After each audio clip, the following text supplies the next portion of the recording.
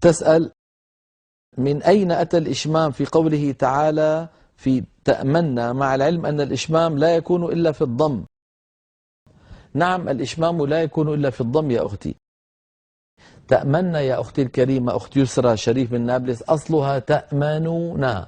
ما لك لا تأمنون.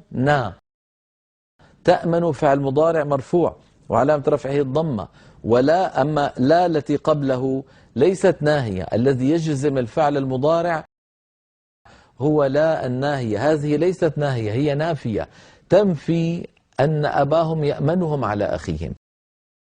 ما لك لا تأمنون على يوسف، فتأمننا فعل مضارع مرفوع، لكن لتوالي 3 أحرف غنة متحركة.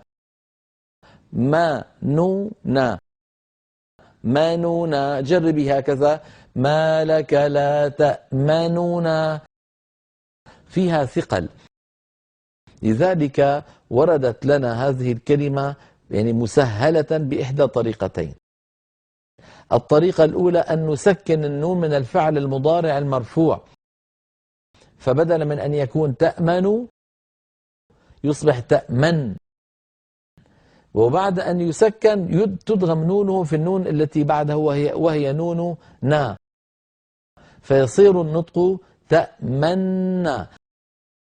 لكن باعتبار أن هذه النون سكنت ليس تسكينا إعرابيا وإنما سكنت للإدغام، يضم القارئ شفتيه هكذا رويت لنا: ما لك لا تأمنا على، ما لك لا تأمنا على، يضم الشفتيه ضما لا أثر له في الصوت وإنما هو منظر فقط.